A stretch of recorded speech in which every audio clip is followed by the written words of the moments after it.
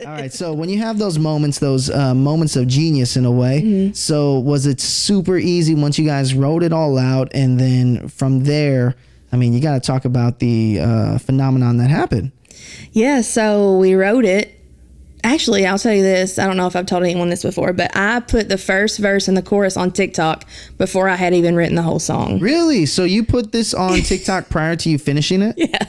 Before I called Kelly up, and I was just like, let's see if anyone even likes this. And obviously, like, the first video I posted of it was like 300K or 400, something like that. I was like, okay, well, and there was like, release this. And I was like, shit, I don't even have the rest of it wrote yet. Really? So, I called Kelly. I was like, hey, let's do this. And then, like I said, we wrote it in 45 minutes. And then from there, you know, it was just the recording process. And, you know, that takes a while. And I mean, it sounds phenomenal. So all that stuff. So, yeah, I actually recorded 3 singles on the, I think I was there for like 2 days. And we recorded Water Me Down, Like You Do, and Lucky Man. Okay. And so I had those 3 singles like in the arsenal ready to just shoot them out whenever. So we put Water Me Down out in October, and it did so well. I just kind of let that sit for a while before I released my other one, Like You Do, in January. Like You Do. Yep. And then March, Lucky Man. So that's kind of how that all happened. Of course, TikTok blew up Water Me Down. It ended up being like number 22 on the iTunes country charts. Like I said, it was a phenomenon. It was all thanks to the fans. Like, honestly, shout out to the fans. Yes, thank y'all.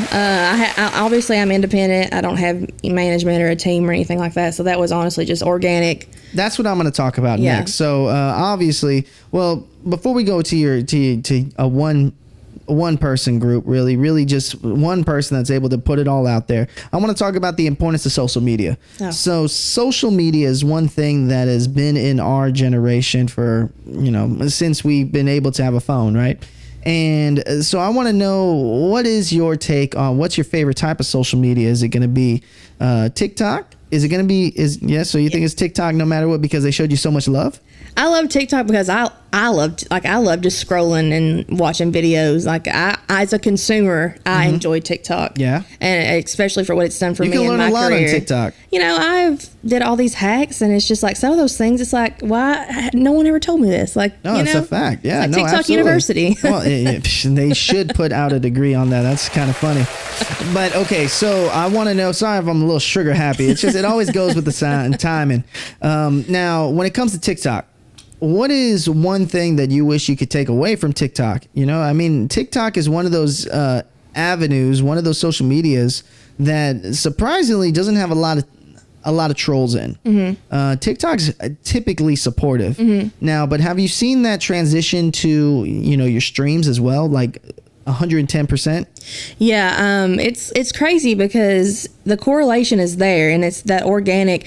I see such a translate in, you know, people following me on Instagram, and, you know, when I started TikTok, I think I had like 3,000 Instagram followers. No way. And it's just like an honest, like, people are coming over to my page to check it out, and they want to see where I'm playing and what I'm up to, and like they want to come out and support. And it's insane how many people actually show up to the show and say, oh, we follow you on TikTok. Like, oh, now you got to give out. Now you got to give out the name for everyone that comes to see you in the shows.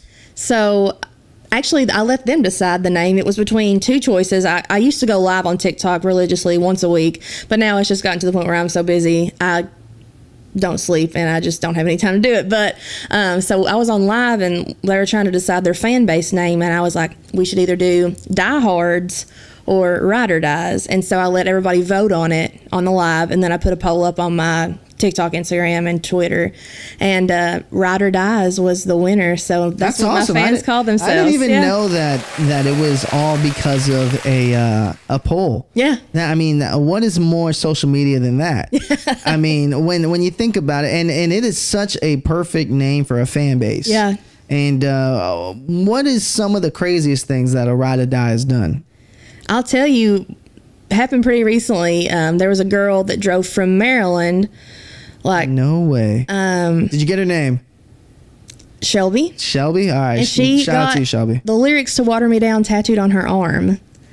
And she drove from Maryland to Eastern Kentucky to watch my show and to show me the tattoo. So if you are watching this. All right, well, whoever you are, I appreciate that's.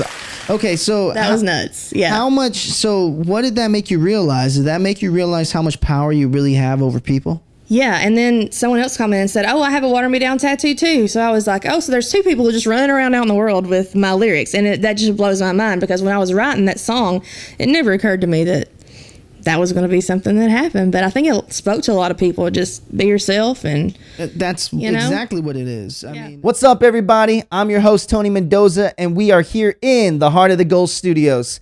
Thank you so much for watching this past episode. But if you'd like to see some more clips from this episode, hit this little video right here. And also do not forget to subscribe to our YouTube channel. And if you love this content, absolutely love this content, hit the little bell icon so we can get some more Heart of the Gulch content on your feed. I'm Tony Mendoza, and I'll see you next time. See you later.